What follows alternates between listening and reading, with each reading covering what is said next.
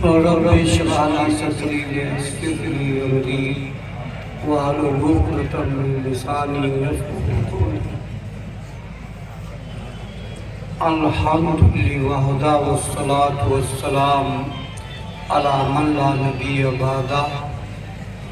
फ़अऊज़ु बिल्लाहि मिनश शैतानिर रजीम। बिस्मिल्लाहिर रहमानिर रहीम। क़ाल अल्लाहु तबारक व तआला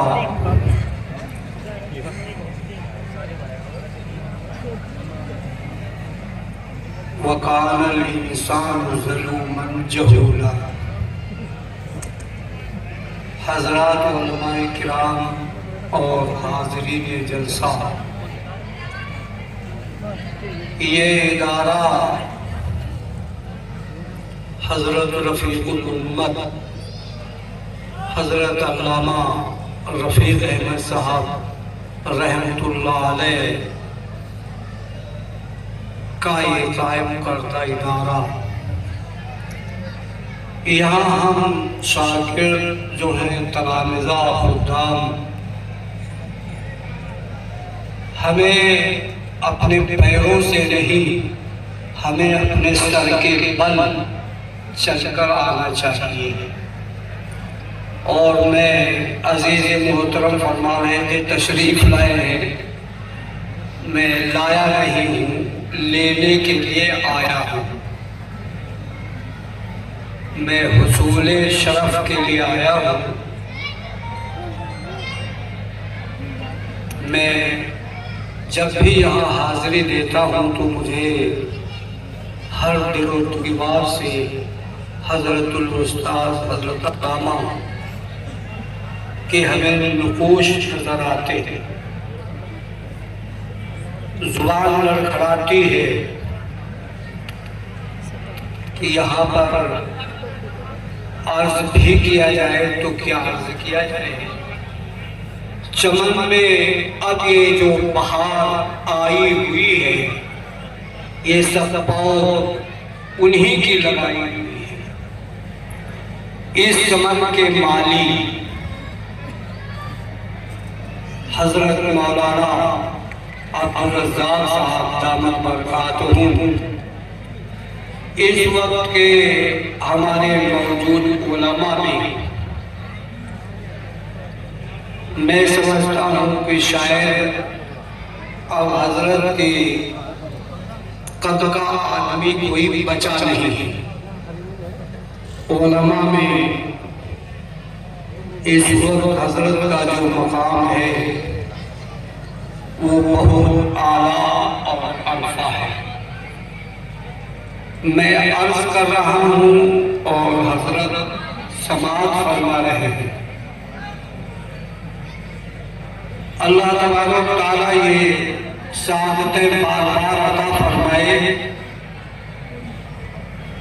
कि साल गुजरते जाए, ये जलसा होता जाए, बंदा हाजिर होता जाए। हज़रत वाला कि अल्लाह इस तरह उम्र दराज फरमाए कि हम बार बार हाजिरी हो, हज़रत के सामने सबक दोहराने का मौका मिले। अल्लाह तआला इनकी उम्र को अमन, आफियत, सेहत, ईमान के साथ दराज फरमाए। बिरादराने इस्लाम, मैं अर्ज़ ये करना चाहता हूँ, इस वक्त मुसलमानों के लिए सबसे ज्यादा जरूरी काम क्या है?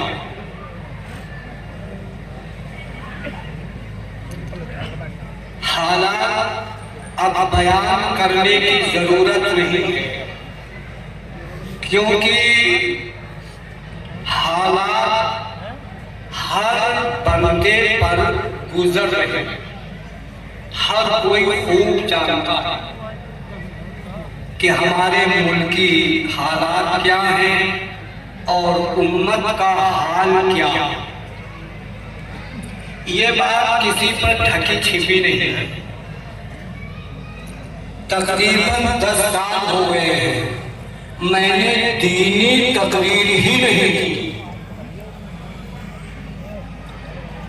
इसलिए कि इस वक्त उम्मत को किन चीजों की जरूरत है, ये बात मैं आज जरूर समझता कि उम्मत अब करे तो क्या करे। इसके लिए कुरान हदीस की रोशनी में मैं चंद मिनट आपके सामने कुछ अर्ज करूंगा।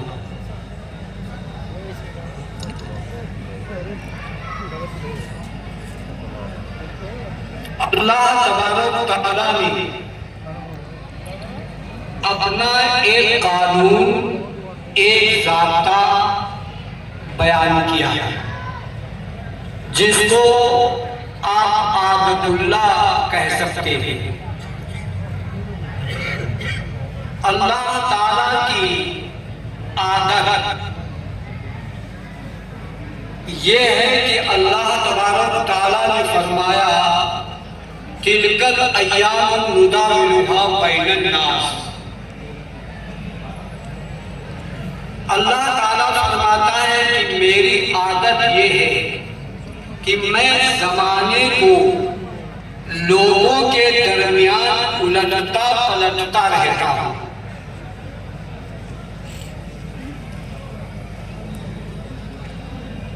और दूसरी जगह अल्लाह ही ने फरमाया लन तजिदा लिसुन्नतिल्लाहि तब्दीला।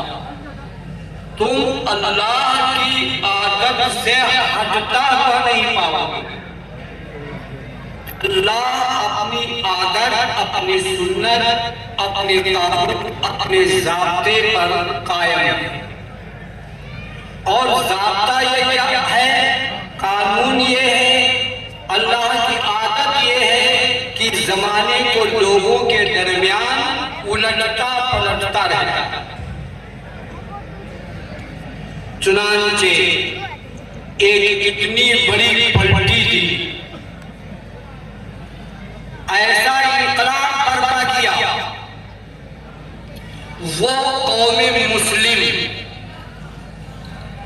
जिसने मुत्तहिदा हिंदुस्तान बनाया, मुसलमानों पर इल्जाम है कि मुसलमानों ने भारत को तोड़ा।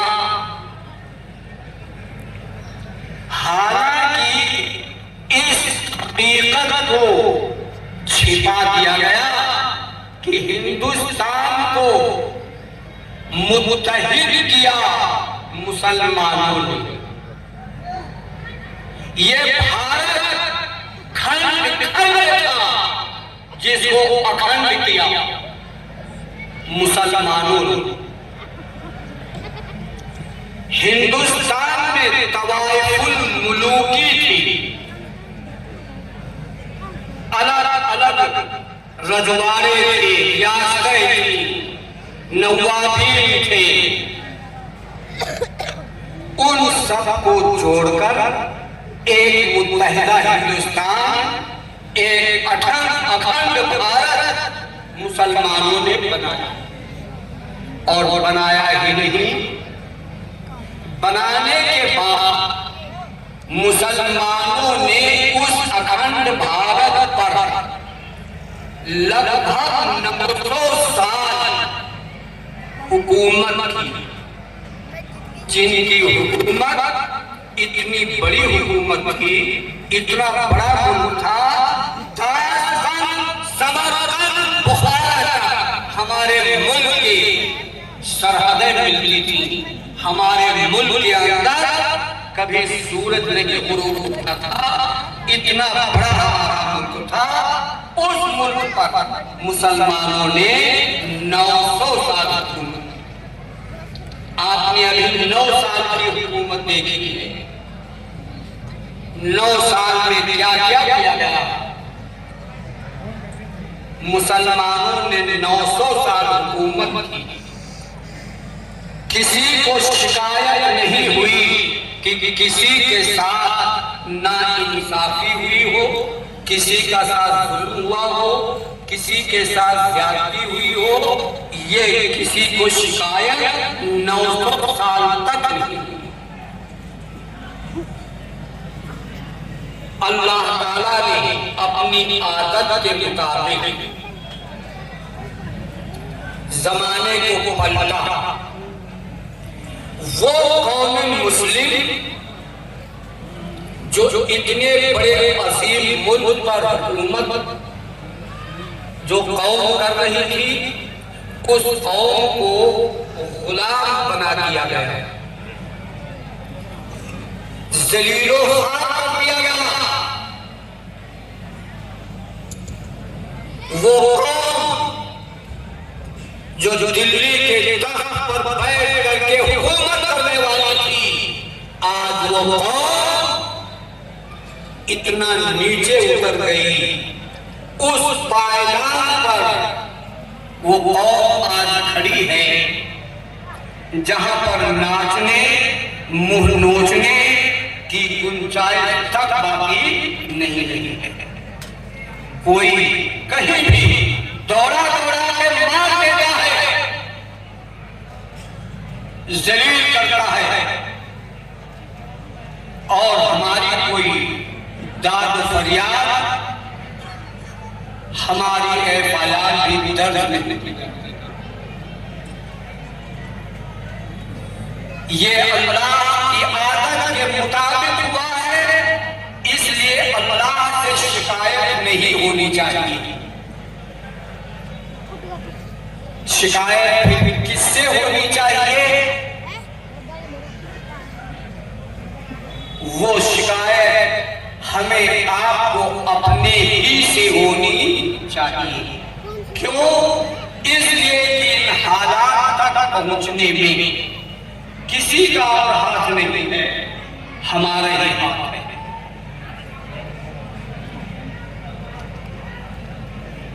मैं इन चंद मिनटों में ये बताना चाहूंगा कि वो असबाब क्या, कि यकबारगी इतने बड़े मुल्क पर हुकूमत करने वाली कौम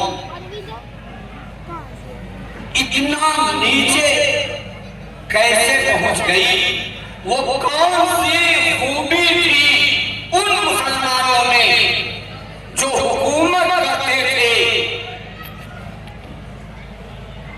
वो क्या खूबी थी जो हमारे अंदर नहीं है? वो क्या उनमें कमाल था हमें नहीं है? उस कमाल का सवाल हुआ तो क्यों कर हुआ? हम इतना नीचे क्यों उतर गए? अल्लाह ताला खुद उम्मत के ज़वाल का सबब अल्लाह ताला की ज़बानी से। अल्लाह ताला फरमाता है, मन ऊतल हिकमता फक़द ऊतिय खैरन कसीरा। आयत मुबारका का तर्जुमा है, जिसको इल्म अता कर दिया गया, गोया कि उसको दौलते कसीरा अता कर दी गई। दौलते कसीरा से मुराद हुकूमत। ये अल्लाह का ज़ाब्ता, अल्लाह का कानून है। जिस कौम के पास इल्म होता है, उस कौम को अल्लाह ताला हुकूमत करने का मौका देता है। मुसलमान जब तक तालीम याफ्ता रहे, पढ़े लिखे रहे, बड़े बड़े साइंटिस्ट, बड़े बड़े फलासफा बड़े बड़े स्कॉलर मुसलमानों में रहे, उस वक्त तक मुसलमानों के पास मुल्क रहा, मुसलमान हुकूमत करते थे। जब मुसलमानों ने तालीम से मुंह मोड़ लिया, तालीम का दामन मुसलमानों के हाथ से जब छूट गया तो मुसलमान जलीलो ख्वार हो गए। अब ये फैसला आप पर है, आप यही जिल्लत की जिंदगी जीना चाहते हैं या इज्जत? अगर आप इज्जत की जिंदगी जीना चाहते हैं तो एक ही फार्मूला है कि आप तालीम याफ्ता कौम बने, और अगर जिल्लत ही में मजा आने लगा है तो इसी तरह से जाहिल रहिए और यही जिल्लत की जिंदगी जीते रहिए। मैं समझता हूं कि आप ये बर्दाश्त नहीं करेंगे। आप इज्जत की जिंदगी जीना चाहते हैं और इज्जत हासिल होती है इल्म के जरिए।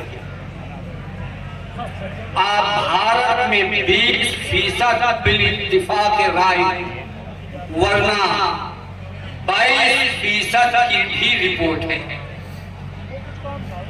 जब आप 20% गवर्नमेंट ऑफ इंडिया के रिकॉर्ड के मुताबिक हैं तो गवर्नमेंट के तमाम शोबाजात, हर विभाग में आपकी 20% की साझेदारी, भागीदारी, हिस्सेदारी होनी चाहिए थी, मगर आप 0%। वो कौमें खत्म हो जाया करती हैं जो कौमें अपने मुल्क के सिस्टम, वहां के निजाम में जो कौमें शामिल नहीं होती हैं वो कौमें खत्म हो जाया करती हैं।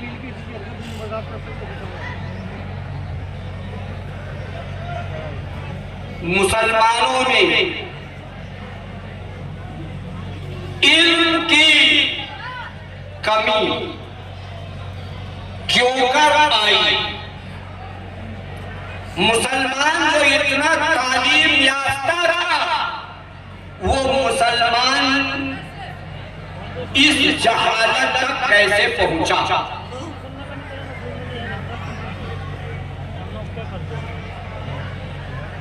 उसका एक ही सबब है। सबसे बड़ा गुनाह जो मुसलमान से हुआ वो गुनाह ये है कि मुसलमानों ने अपनी बच्चियों को, अपनी बेटियों को मुसलमानों ने तालीम नहीं दी।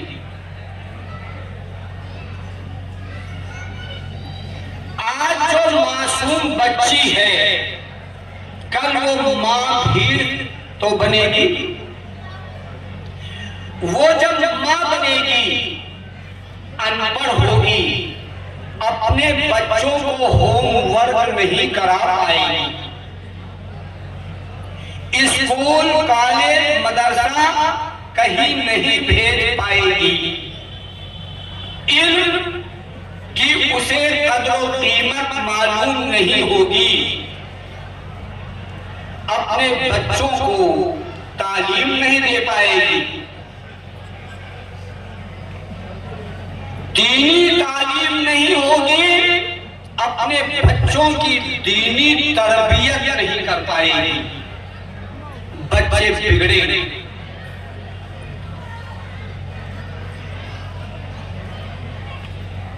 चुनांचे यही हुआ। एक लंबी मुद्दत गुजरी है उम्मत पर कि उम्मत ने अपनी बच्चियों को तालीम नहीं दी। माएं अनपढ़ होती गई, अपने बच्चों को तालीम नहीं दे सकी। नतीजा आज आपके सामने है। अब तालीम दे तो दे कहां? एक बड़ा मसला ये भी है, आपके जहन में बात होगी कि ये जो कह रहा है इस पर अमल कैसे होगा। इसलिए कि हम अपनी बच्चियों को अगर स्कूली तालीम देना चाहें तो वहां का माहौल ऐसा है जो बताया नहीं जा सकता, समझा जा सकता।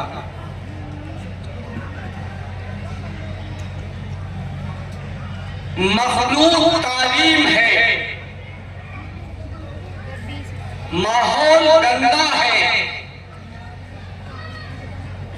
उधर नजरियात इतने मखदूश, नियतें इतनी खराब हो चुकी हैं कि हमारी बच्चियां ही टारगेट हैं उनके यहां। इसलिए हम अपनी बच्चियों को वहां भेज नहीं सकते। तो दूसरा रास्ता क्या है? अब दूसरा रास्ता सिर्फ ये बचा है कि हम अपने स्कूल कॉलेज बनाएं।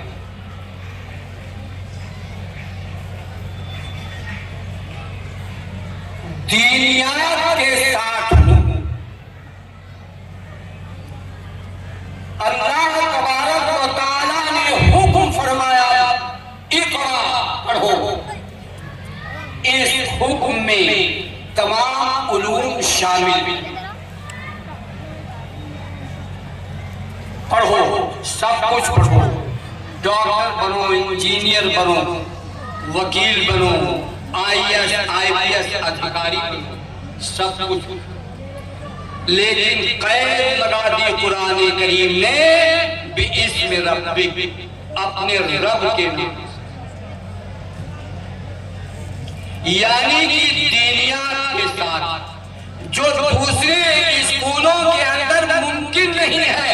इसलिए जरूरी है कि हमारे अपने स्कूल हो दीनियात के साथ, उम्मत के एक